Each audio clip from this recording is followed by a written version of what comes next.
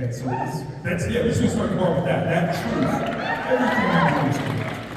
The first thing I gotta know though is, what got you into acting? I mean, in the Northeast, was that like a huge community thing, or was it just something special for you? Right, no, it was all me. I grew up in a very small town in Massachusetts.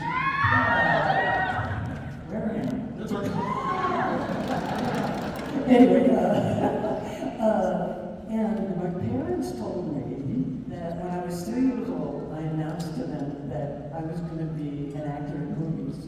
And I have no idea what I could have, I don't remember that, and they said it was true. And I don't know what I possibly could have seen. And I didn't know that was a job you could have, but my goal never wavered. And when it came time for college, I majored in acting. I love that. It's a great idea, majoring in acting. That's always works. You have it playing it free. That is the way that goes, okay? You said that.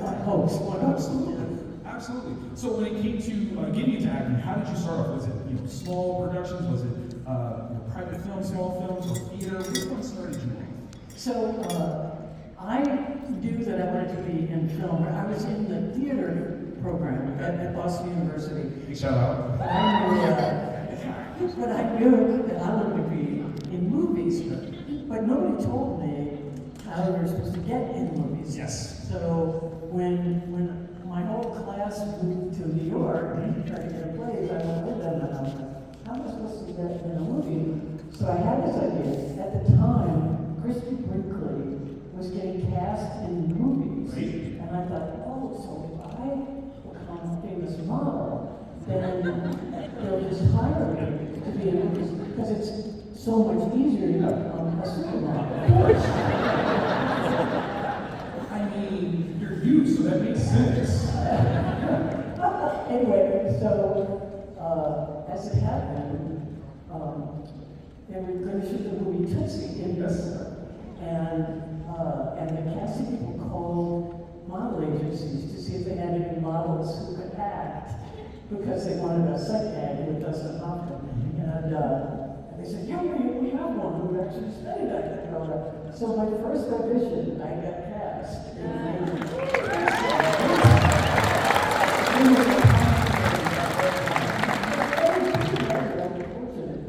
I'm doing scenes with Dustin Hoffman and Cindy Pollock was an incredible director. But again, you called this at 3 years old. Like this is destiny happening. That's what that is. Another person you worked with a couple of times in the 80s, Jeff Goldblum, on a couple of different films, 3 movies exactly, right? Which was your favorite of those features that you worked with him? Well, The Fly.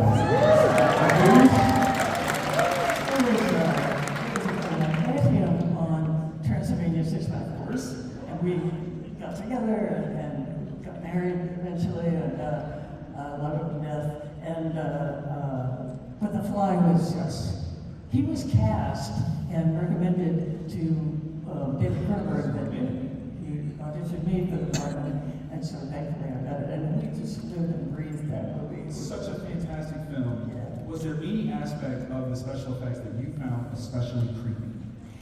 There was a lot of goop. Was it a lot? It was a movie. So this is a good story of when there's a scene where he's really scared. He's really far along, and he's talking to me, and his ear falls off. Great. And as horrific as it is, oh, I love him, and I hug him. So Jeff and I, the night the movie opened, we're in New York City, and we go to some big Times Square movie theater and stand in the back, and we're like loving it. And that scene comes up, and we can't wait forever to go, oh, how touching. She hugs him. And when I go in and hug him, I hug him on the side where the ear fell. And the entire audience went, ah! And you couldn't hear the next 6 scenes. Because they were like, oh my God! I should have hugged him on the other side. No, It was pretty good. I absolutely do it. There's a number of iconic movies that I want to jump into, but I do know that these guys are going to ask some questions. So I'm going to ask you guys to very carefully, quietly start to line up at the 2 microphones, and I've got just a couple more that I want to ask you. Thelma and Louise, another iconic film.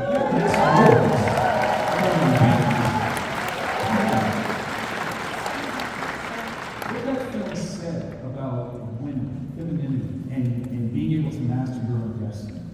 Did you understand then the impact that it could have ongoing to future watchers? No, we had no idea the reaction that it would get. We just hoped somebody would see it. It was a small budget movie, and I mean, it had Ridley Scott, the famous director, but we just hope people didn't dislike the ending where we, oh, I almost gave the ending away. Oh no!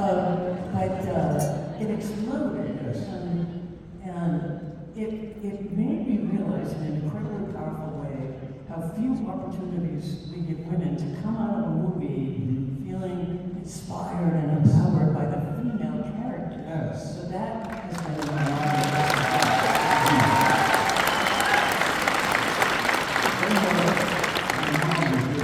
watching this movie. And one of the things that she said was so special about it was the fact that it created martyrs out of the characters that real life people could take with them, and we didn't have to lose them in order to get that lesson. And it was such a huge opportunity to kind of express that. So thank you very, very much for that. The last one that I'm going to bring up is one of my favorite movies. I watch it every year because it is a must. The Long Kiss Goodnight. Absolutely. That's very special. You know, sit with kids now. I'm like, hey, watch this. Not Geena, watch, pay attention. But I have to know, did you train to be able to do that knife throw, or is that just naturally a talent that you have? Oh, when I skewer the well, okay. I guess it's okay to give away like a little movie. No, we want to know about your training on So what happened is, so I have the knife, and I go and I cock my arm back and throw it, and I drop the knife and go like that, and then they quick pan over, and the tomato with the knife in it is already there. What? Somebody pushed on the knife, so it goes going. That was You've never got to actually throw it out? Dangerous.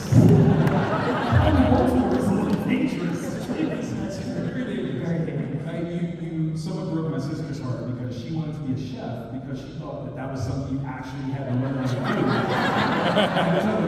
do. That's not how that works. Okay, now I have to tell her, and she didn't actually do it. No, I'm going to tell her. I'm going to tell her always to absolutely. Guys, I'm going to invite you to ask me a couple of questions, so we're going to bounce back and forth. Hello, friend, what's your name?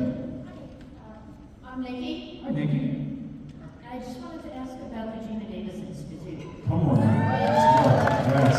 The Geena Davis Institute is really powerful. Truly impressed with the automotive initiative with the Girl Scouts, and wanted to know what might be on the horizon. Thank you. So the Institute, we are celebrating our 20th anniversary.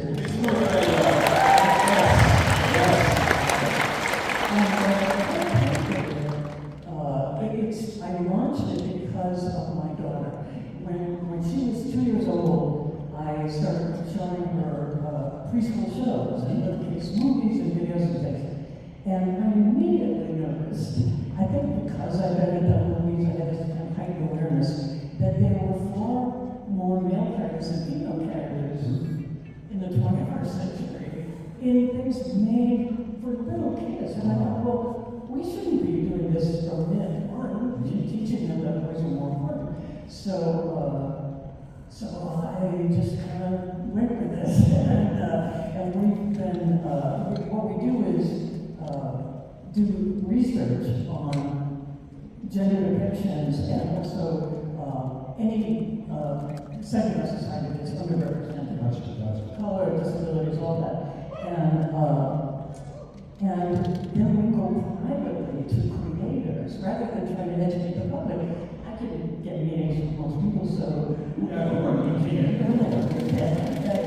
We just go, me primarily say, did you know XYZ?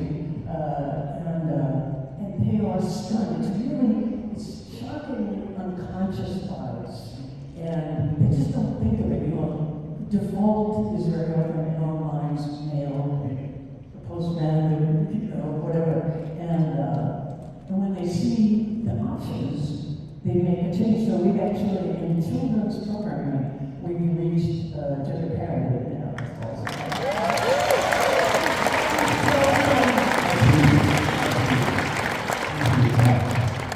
Hello. Hi, my name is Haley. I know that you like to do archery. So my question is for you is, who's your favorite archer? Ooh. Oh, wow. Well, let's see. I would say the Amazons and Wonder Woman. Come on now. I really was like, why am I not in this movie? I'm one of the tallest actresses in Hollywood. I'm kind of Amazonian, and I know how to shoot arrows. But nevertheless, I love that movie. James Gunn, are you listening? Are you listening? Listening. Now, in terms of other real life archers, the Olympic ones that you are keen to? Well, the person who inspired me to take up archery was Justin Hewish, who at the Atlanta Olympics won 2 gold medals in archery, and they had a lot of coverage of him shooting archery in his yard. And I thought, wow, that is a beautiful sport, and you can practice it at home. Yeah. Maybe I should try that. And at 41, I took it up, and then 2.5 years later, I was a semifinalist in the Olympic trials. Awesome.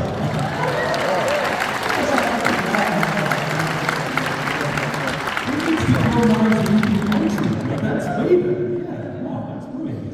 Thank you. Thank you. Hello. Hi, my name's Tyler. I've always loved Beetlejuice for just bringing sort of lightness and comedy to death. Yes. It's really hard to deal with. And I wondered, have you taken that with you to deal with loss in your own life? Have you brought levity to your own losses because of that experience? I never thought of it that way. No, but I do believe in the afterlife. I don't know if it's quite as colorful. Also, I don't know if you're stuck the way you were when you died. Fair. Really, everybody was like the poor girl who was sawed in half. Oh. Or the guy with the short head. but yeah, I believe in that. Awesome. Thank you. Hello. Hi, my name is Geena, and Geena, I'm a big fan. Thank you so much for being here. I do have a question about the very first PG-13 movie I ever saw, which was Cutthroat Island. Let's go. And again, you inspired me to be such a great pirate in life because I love pirates, not because of you. But my question is, since you were fencing in that movie, is that something you can still do now? I haven't done it since then, but yeah, I had very extensive training. I had to learn horseback riding and sword fighting in that movie. And so, yeah, it was great. For the horseback riding, we only had very limited time for me to learn. I really had no experience with horses to learn how to ride. So, there's a scene where, I think it's near the beginning, where I'm galloping down the beach on a horse, full blast, and the guy who was training me finally said, maybe you should just act like you know how to ride. And I said, I can do that. So this horse, I had zero control on this horse.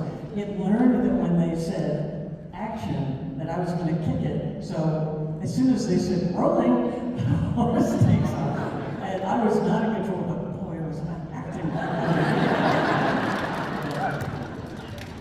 It's amazing. That's absolutely amazing. But it also kind of points to you being this well-rounded action star. There's so many things that you can do: throwing knives, archery, fencing, playing as horse riding, all of these things. Yeah. Absolute magic. right? I love that. I love it. Is that one of your favorite movies that you first saw first? Yeah, absolutely, yeah. Yeah. That's awesome. Thank you. Thank you so so much. Absolutely, thank you. Thank you. Hello. How you doing? My name is Rob. I just wanted to ask about The Longest Goodnight. Yes, it's one of my favorite movies. I just wanted to know, like, how did you compare the role between Samantha and how did you compare for the two roles, the opposite end of the spectrum? Right. Well, that was, Thelma Louise was an enormous arc that I transformed from a sort of mousy puzzle into a road warrior, suicidal road warrior by the end. And in Longest Goodnight it was an even bigger transformation, and I love all that kind of stuff.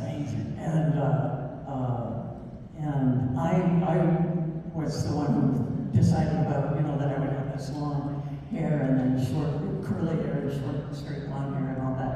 And it was so fun to plan out and everything.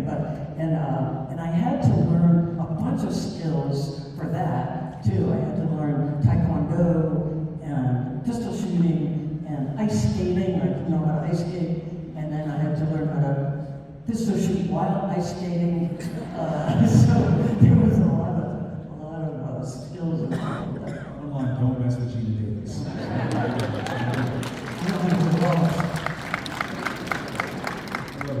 Hello. Hello, my name's Emma. I know that you've dabbled in the horror genre, like Beetlejuice and The Fly. I just wanted to ask what your favorite horror movie is. Great question. Oh, my favorite one. Well, the original Exorcist was pretty amazing. Did anybody know that I did a series called The Exorcist? It's really good. You should look at it. I love it. Anyway, yeah, I love horror. I absolutely adore horror. So, with the first Exorcist, which part creeped you out the most? Was it the vomit thing? Was it the up in the air? Or the special edition when you got to see the spider walk on the stairs? Have you seen that one? Oh my god. Okay. How many of you guys have seen the spider walk? Yes, and walks downstairs. Yes. I gotta watch that. We'll watch that tonight. So, yeah, we'll get that together. We'll find a screen you can watch it tonight. I got you. What's your favorite scary movie? Me? Yes. Probably Alien, just any of the Alien movies. Awesome. Yeah, good call, good call. Thank you for that. Thank you. Hello. Hi, my name is Cindy. I want to know what part of you is in each of your characters. Ooh, what part of you is in each of the characters that you've brought up? Oh, well, the way I was taught acting is that you're your best resource. That if you can think of something in your own life that's similar, obviously things are so heightened in movies typically, but if you can find something in your life where you can really feel like, what would it feel like to actually go through that? That's how I approach it. Love that. Approach characters. Yeah. So there's a lot of me in all the characters. If you can't tell us, I don't know statute of limitations or anything like that, but you wanted to be an actor, you declared this at 3. When did you join the CIA to train for Charlie Baltimore? Can you tell us when you Join the CIA? Yeah, to train to be Charlie Baltimore. Right. Are you allowed to tell us? Can't. Okay, that's fair. I just thought, it's such a good question.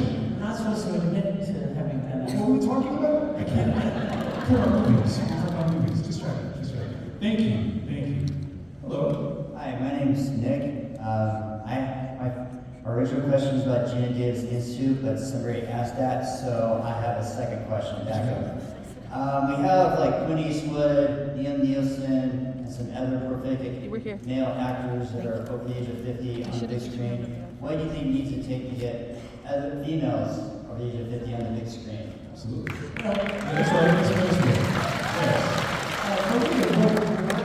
because older characters are an underrepresented, the older population is profoundly underrepresented.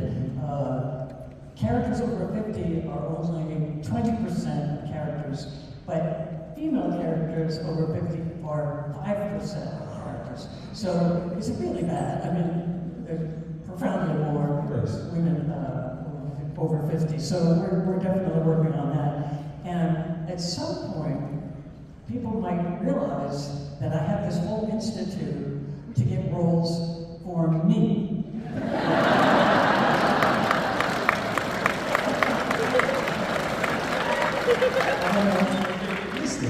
why is it taking so long? Let's have more female characters.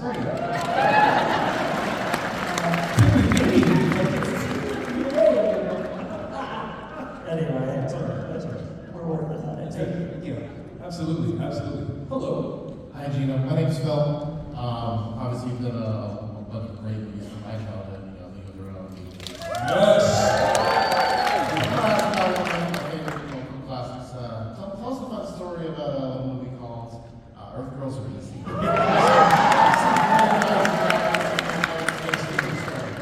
Yeah, I just want to point out, you said you're talking about your growing up on my movies in your childhood. You have gray hair. It's part of his cosplay. I started really. No, it's part of his cosplay. It's part of his cosplay. He died with the cosplay.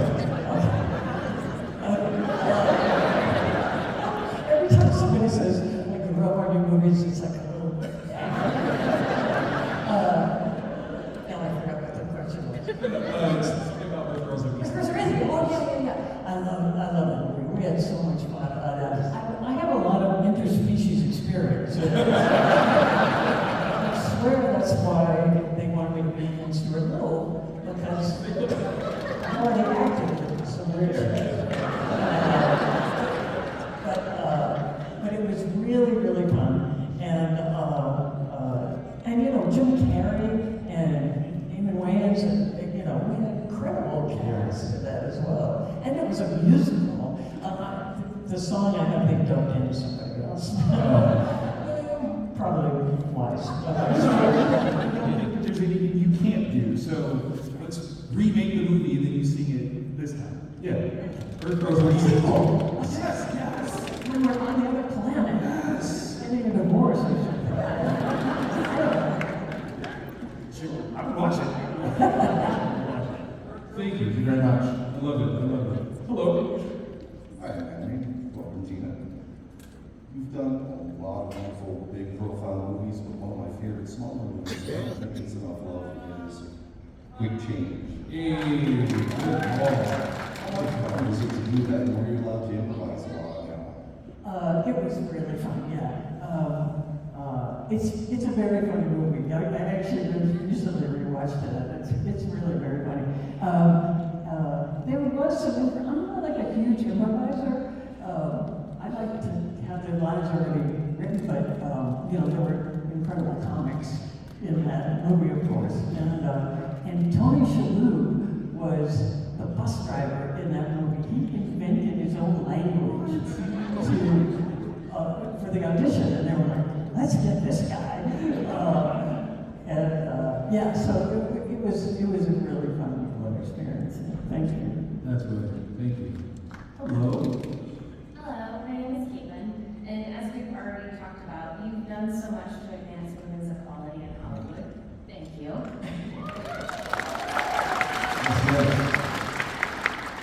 What do you think is the next step for us as fans to help keep progress moving forward? Well, you know, fans are already doing a lot because it turns out that the more diverse a movie is, the more money it makes. That's right. And people just need to catch up. But it's been proven over and over. You know, we have the numbers to show that is the case. So, and it only makes sense. You're attracting all the segments of the population, and so hopefully that will continue to happen. But if you look at Marvel, how they've evolved over the years, that last scene in the last Avengers movie where it was panning through all these amazing, diverse people. It was fantastic. The way you said that, are you secretly a comic book nerd? Are you nerdy? Yeah. Oh!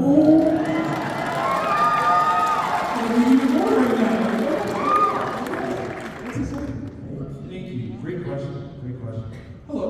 Hello, I'm Levi, and since it's one of my favorite musicals, I was wondering what your opinion on the Beetlejuice musical is. Ooh. Oh, so good. Did you see it? I haven't seen it yet, but It's so good. It's so incredibly good. It's the same story and the same characters, but they added so much. It wasn't that like, oh, they changed it, but it's so well done. Just brilliantly done, I think. And I loved it. They noticed I was audience and asked me to come up afterwards.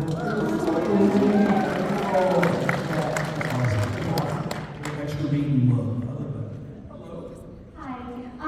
Us as fans get starstruck seeing like you. Is there anybody that you have worked with that you are starstruck? Ooh. Well, you know, I've worked with some incredible people.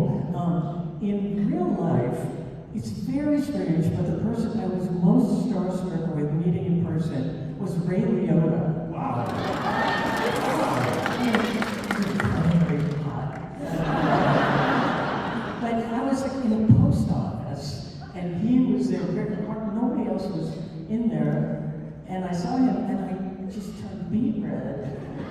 And because when celebrities meet each other, you're like in a club, so you're like, hey, it's normal.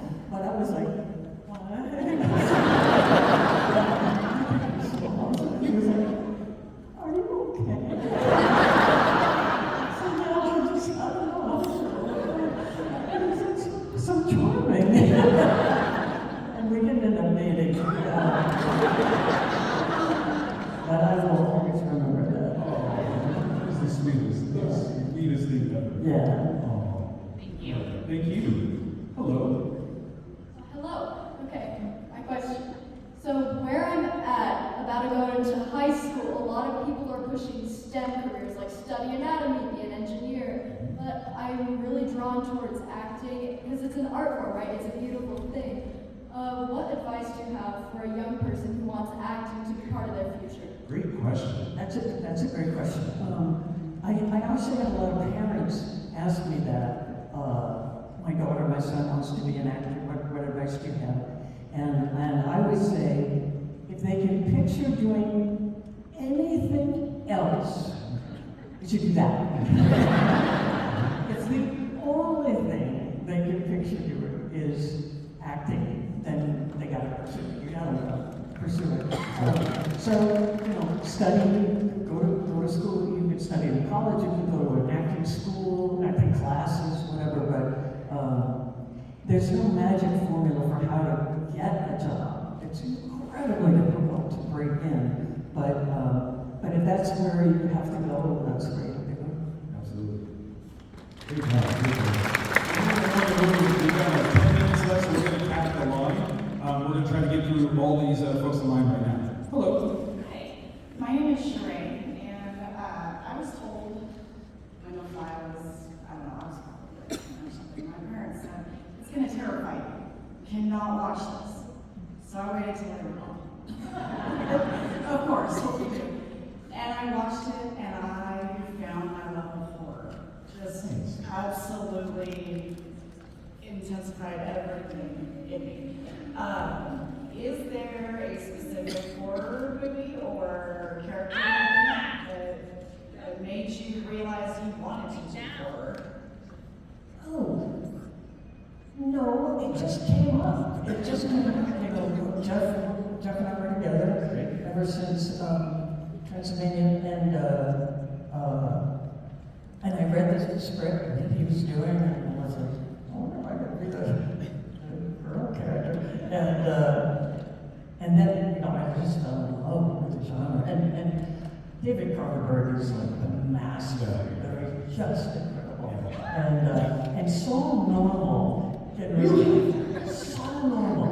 I said, you know, you're kind of like if you were a dentist. I could that you're a horror master. It just doesn't make sense, but it is. It is. Absolutely. Absolutely. Thank you. Thank you. Hello. Hi, I'm Miriam, and I was wondering, since Beetlejuice is such a funny movie, were there any scenes that everybody had a hard time getting through because it was just so hilarious, especially where he's with Michael Keaton being so silly? Well, yeah, I mean, Michael Keaton was so funny. Yeah, he cracked us up a lot. He's very good at improvising and coming up with new stuff that would be very difficult to keep a straight face. But yeah, he was that scene where we meet him, he comes out of the grave and he like knocks a Louis into his all that stuff. And it was super fun. Yeah, I had a great time. Love it. Yeah. Thank you. Hello. Hi, I have a question of our own. Come on now, let's go. First of all, I think you're one of the most iconic actors of my generation. Period, absolutely. Absolutely.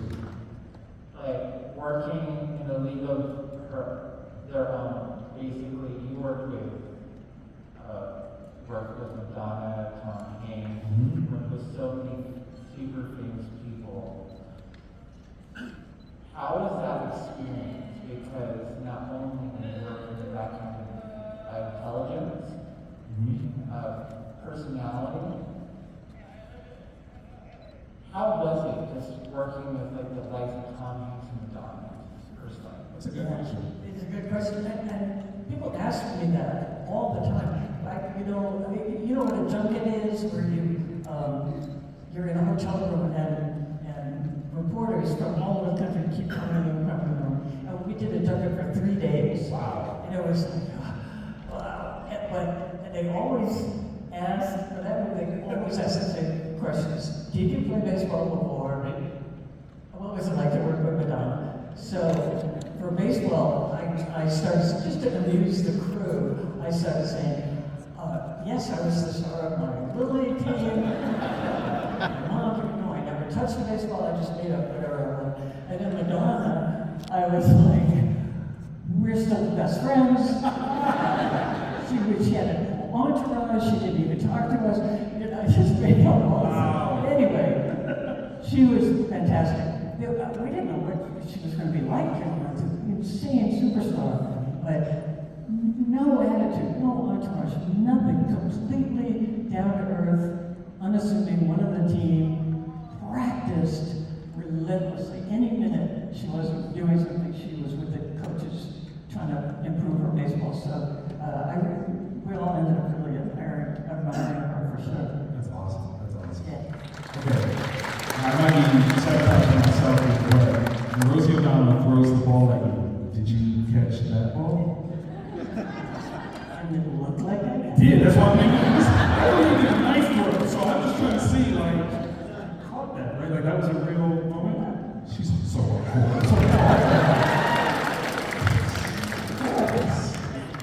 Of course, also, when I catch the ball behind my back, I did that.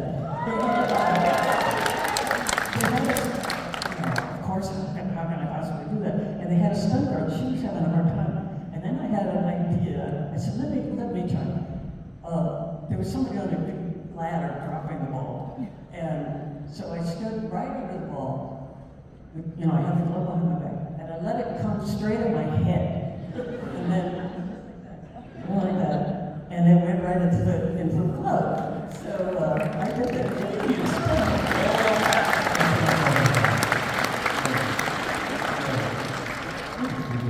Hello. Hi, I'm apparently not tall enough for this. My name's Lillian, but I go by Lil. My mom likes you a lot. You stand there. Where you at? Stand up. There you are.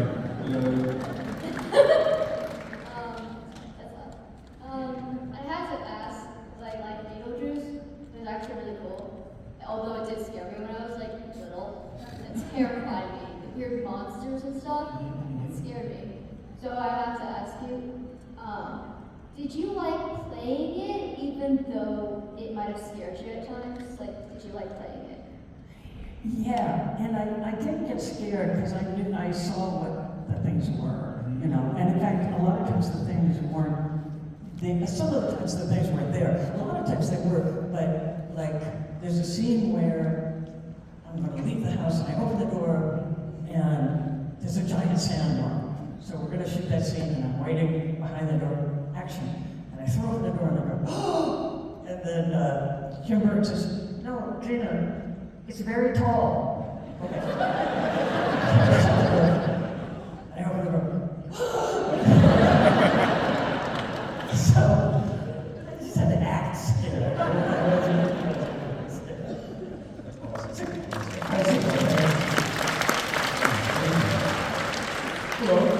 I remember you from Roommates and Steel. Yes! I heard that Chris Brosnan objected to your height. What? He towered over him. Wait, what's that? Towered over Pierce Brosnan, and he might have been a little. No, he's no, he's as tall as me. He's as tall as me. Okay. Yeah, he's tall. He's tall. For that, so I saw, I just had one episode where I was like a tennis pro, which I didn't know how to play tennis, but I saw him 30 years later at some event where celebrities were, and he said, Miss Dalrymple. And I'm like, how the fuck do you remember that? My character's Yes, that's right. Yes. Thank you. Thank you. Hello. Hi, my name is Ginny. Loved you forever. My question is with the Olympics right around the corner, and we've been watching all these trials. I would love to know about your experience doing archery trials for the Olympics. Yeah, so I have taken up archery, and every year there's the national tournament. I have competed in different tournaments. There's a national, and when it came time for the national before the Olympic trials, they take the top 24. No, maybe it was 32. So top 32 finalists can be semifinalists for the Olympic trials. So I was in there. I was like 28th or something, and so I got to go to. But so before that, archers are very chill and very cool. Nobody ever told anybody that I was, had taken up archery. Nobody.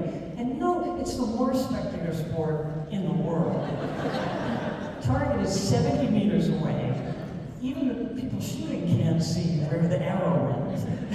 And it takes all day. So nobody knew I was shooting. But then, when I was going to be in the semifinals for the Olympic trials, 50 news crews showed up. And they only stood around me. So, I take an arrow. Raise up the bow. Shoot the arrow. I was so nervous that I was shaking. I realized I should have practiced with people watching. Yeah. Those are the reporters, man. Anyway, but it was, I wasn't going to make the team, but, to be honest. It's not an age-dependent sport. There you go. There it is. Anyway, thank you. Guys, I gotta say, this is probably our last question. I do apologize, everyone's been waiting in line. Hello, what's your question? Oh, hi. I might have heard you wrong, but I think during this panel you admitted to being a little bit of a comic book nerd. Yeah, that's your. Did I hear that? You're into comic books? Yes, in a low-key kind of way. She's pulling it back. She's trying to pull it back. What's your question? So, in line with that, who is your favorite superhero and who would you like to play if and when Marvel ever can call it? Wonderful. Here we go. I will play anything. Anyone. As long as it's a superhero. I don't just be like Villains? You would do any villains? What's that? Would you do a villain? Oh God, yeah. That would be the best. Yes. A villain. Yes, absolutely. You have a favorite superhero? I think Wonder Woman. Yeah. But also Captain Marvel. Oh!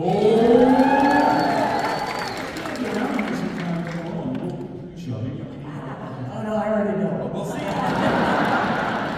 Oh yeah. Gene Davis is the coolest person, period. Okay?